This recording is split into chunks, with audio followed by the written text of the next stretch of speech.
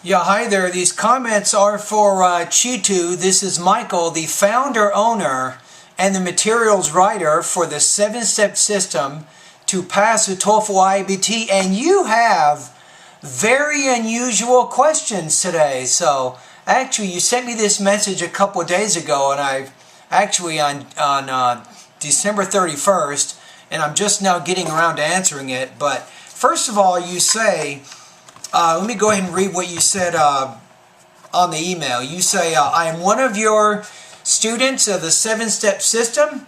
I need your help. I'm not able to write an essay properly on these topics. First is an international event which has influenced or affected me. I'm not getting how to correlate the event with me, so can you please give a model essay about it? And the second topic is if you have a model essay on internationally popular heroes. If you can provide essays on these topics, it would be great. It would help me. On my exam is on the January 12th, and I'm not able to connect links to these topics. And then let me answer these two. You also have a speaking question as well, but I'll get to that in a minute. Now, it's interesting though, what's interesting about your question is, you're asking me specifically about these two specific topics. It's almost as if you know when you take the TOEFL, you will see these topics. But you don't know what topics you're going to see. The TOEFL has about 187 different writing prompts they use or they draw from. And I mean, how do you know which one you're going to get? You see what I'm saying? But anyway, let's take a look at each of your questions. So the first question, it might be phrased something like this. Choose an international event which has affected you. Use specific examples and reasons to show how the event has affected you personally. Okay, so that's a tough question. It requires, I don't know if it's a fair question, because I think it requires kind of personal knowledge. You have to be an avid reader. You have to pay attention to news, international news, and all of those kinds of things. But, I mean, if you're asking me that question, I might say the European financial crisis. This might be something I might bring up. As you know, Europe has a very powerful economy, and sometimes things which happen in Europe can affect what happens in other countries. And specifically, the things that I've read and I've been hearing about is some of the problems with Greece and Italy. Greece and Italy have both had problems with their economies for a long time, and basically, I think the entitlements in the country are higher than the taxes they bring in. Now, what I mean by entitlements, it means the people that retire and get retirement benefits, or they get health care benefits, or other types of benefits they get from the government. These benefits are more expensive than the actual taxes that the country is getting from its citizens. So it has created, let's say Greece and Italy in particular, a financial crisis. And I think both countries have almost gone bankrupt. Now, I would explain a little bit about that, I think, in the introduction. I would give some background, for example, about Greece and Italy and about some of the monetary problems they're having. And then, when I got to my thesis, I would explain there's 3 specific effects that these countries' problems are having on me or the United States. Number 1, the stocks. The stock exchange, the New York Stock Exchange, and other stock exchanges in the United States are directly affected. They will increase or they'll decrease sometimes based on the problems that are happening in Europe. How does that affect me? I have money. I have mutual funds. I have money invested in stocks. So when the stocks are devalued because of the monetary problems in Europe, that makes my money less valuable. So that hurts me. How does it hurt me? It hurts me in my wallet right here. It means I actually have less money, right? So that might be one thing I might mention in the essay. Now, a second thing I might mention is some of the things that happen in Europe, they can affect the policies or the political type things that happen here in the United States. Now, what do we mean by that is, it means how they choose to deal with their problems. It might affect how we choose to deal with our problems, because the United States like Greece and Italy, also have financial difficulties. So if Greece is faced to make a lot of spending cuts, or the government has to make spending cuts, that means that the government in the United States also might be making spending cuts as well, which also could affect me, right? That has a direct effect on me as well. Now, maybe the third thing I might mention that might directly affect me is the interest rates. Because if the economy is in some sense, if the U.S. economy, Chitu, is in some sense based on the economy in Europe, maybe when the Europe economy or the European economy is doing really well and they're getting out of their financial crisis that they're experiencing, that might make our economy here stronger, which might affect interest rates. Now, when I say interest rates, we're talking about credit cards, right? For example, maybe Visa. So if the interest rates drop as a result of the problems in Europe, that might mean that I'm getting less interest on the money that I'm investing in the stock markets. So that also can hurt me financially. So through these three things, the European financial crisis could affect me because stocks are devalued. It could also affect me because of the United States policies that the government might implement because of the problems in Europe. That could also directly affect me because what the decisions the government makes politically can affect me and my family. And finally, the European financial crisis could affect interest rates on home loans, car loans, credit cards, and those kinds of things. So that would be probably a structure or a template that I would suggest for that particular writing prompt. Now, the thing is I don't see how the TOEFL could give you this kind of writing prompt. It requires too much specific cultural knowledge of things. It doesn't seem to be, in my opinion, a fair question. It's too specific. All right, let's go to the next question. So, your next question is discuss an internationally popular hero, and you probably would have to say something like, why is this person important? And then give reasons and examples to support your point of view. I would probably, if I were just picking somebody, and I'm from the United States, but I know from talking to people in Europe and people in other parts of the world, President Barack Obama, unlike President Bush, President Obama seems to be a pretty famous international hero. He seems to be a hero to a lot of people, right? So I would probably pick him.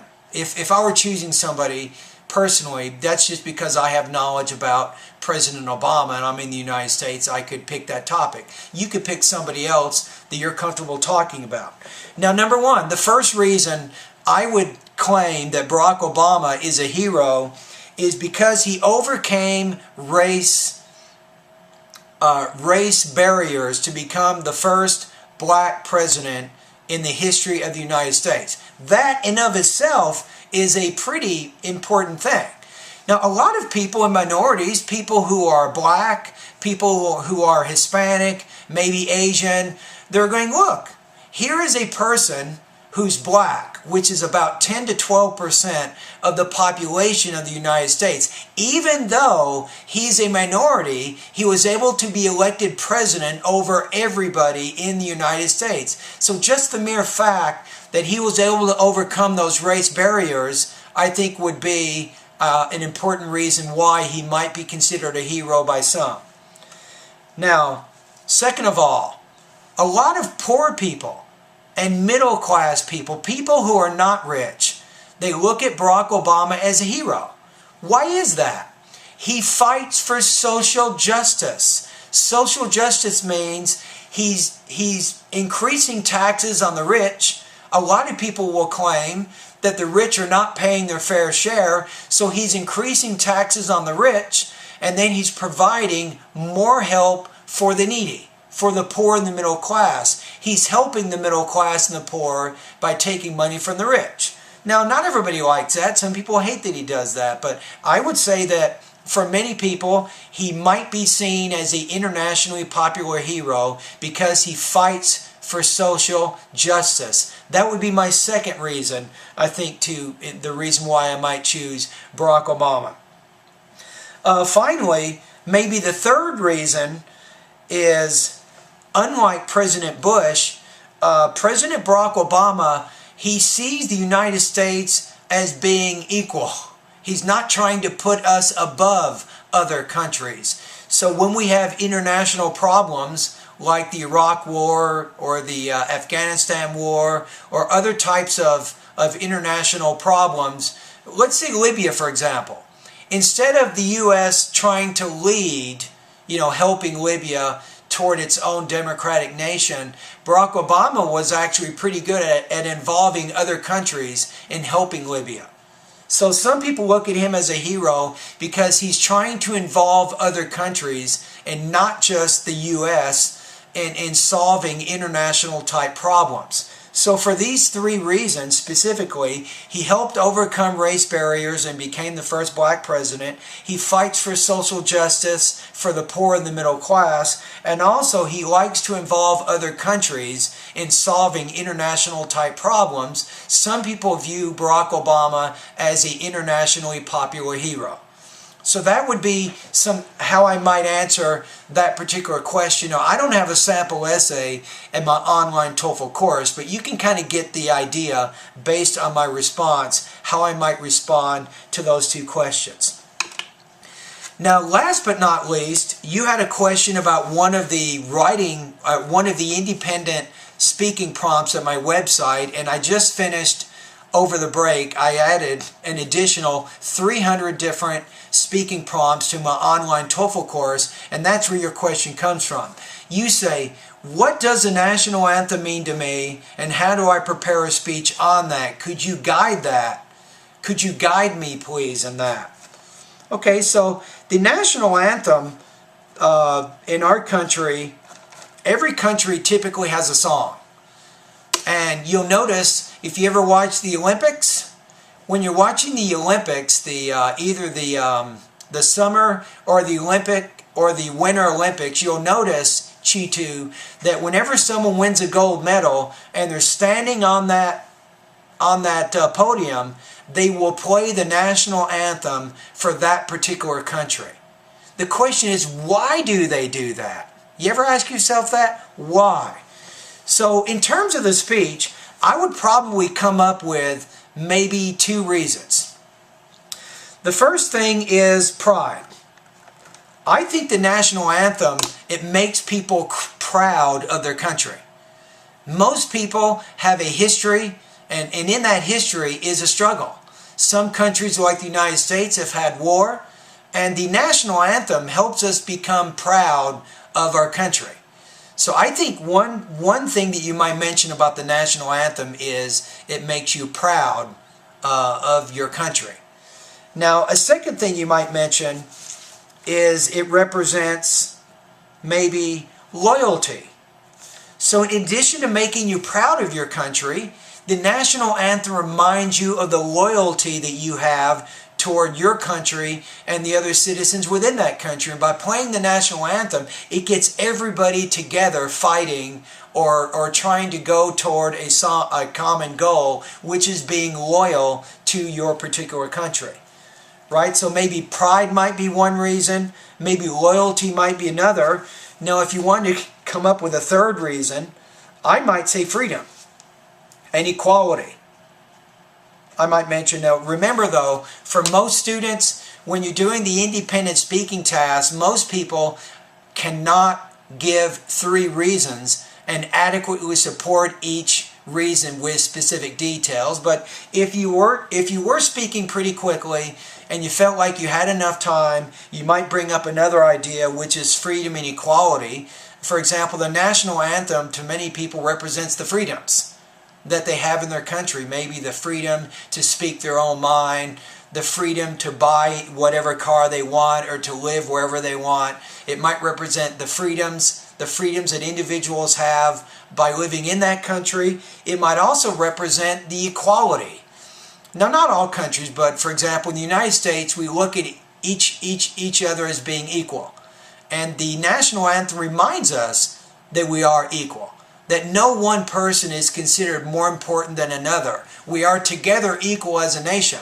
We are called the United States of America. So in my opinion, if you asked me about the national anthem, I would say it represents pride, loyalty, and also the freedom and equality of the country that I live in.